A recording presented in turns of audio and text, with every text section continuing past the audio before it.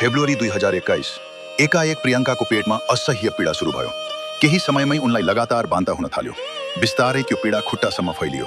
हेर्दा हेर्दै मात्र 2 दिनभित्र प्रियङ्काको अवस्था यति गम्भीर बन्यो कि फेब्रुअरी 3, 2021 मा उनलाई अपोलो अस्पतालमा भर्ना गर्नु पर्यो। तर त्यहाँ पनि उनको स्वास्थ्यमा कुनै सुधार आएन।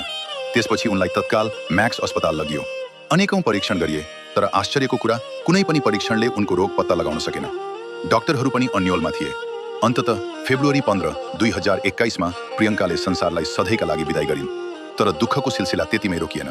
प्रियङ्काको मृत्यु भएको जम्मा 10 दिनपछि उनकी आमा अनिताको पनि ठीक प्रियङ्काकै जस्तै अवस्था हुन थाल्यो। सुरुमा पेट दुख्यो, त्यसपछि लगातार बान्ता हुन थाल्यो। पीडा खुट्टासम्म फैलियो। प्रियङ्का जस्तै अनिताको पनि कपाल झर्न सुरु भयो। प्रियङ्काका बुबा देवेन्द्रले कुनै ढिलाइ नगरी अनितालाई सर गङ्गाराम अस्पतालमा भर्ना गराए। त्यहाँ पनि धेरै परीक्षण गरियो, तर कुनै रोग पत्ता लागेन। बरु अनिताको अवस्था झन बिग्रदै गयो।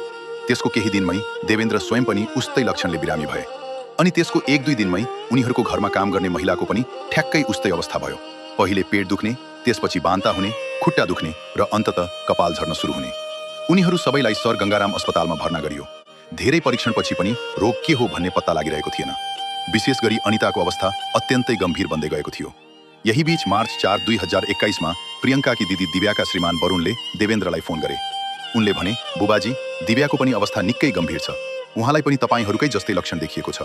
पेट दुखेको छ, बान्ता भइरहेको छ, खुट्टा दुखिरहेको छ र कपाल अत्यधिक झर्न थालेको छ। यो खबर सुन्नासाथ दिव्यालाई पनि तत्काल अस्पताल भर्ना गरियो। अब यो घटना परिवारका लागि मात्र होइन, अस्पतालका अनुभवी चिकित्सकहरूका लागि पनि रहस्य बनेको थियो। सबैमा एउटै लक्षण थियो, तर रोग के हो भन्ने कसैले पत्ता लगाउन सकेको थिएन। त्यसपछि सर गङ्गाराम अस्पतालका वरिष्ठ चिकित्सकहरूले केही विशेष परीक्षण गर्ने निर्णय गरे र ती परीक्षणको नतिजाले यस्तो सत्य बाहिर ल्यायो जसले बिरामीको उपचार गरिरहेका डाक्टरहरू समेत स्तब्ध बने। तर दुर्भाग्यवश रोगको वास्तविक कारण पत्ता लागिसकेपछि पनि धेरै ढिला भइसकेको थियो।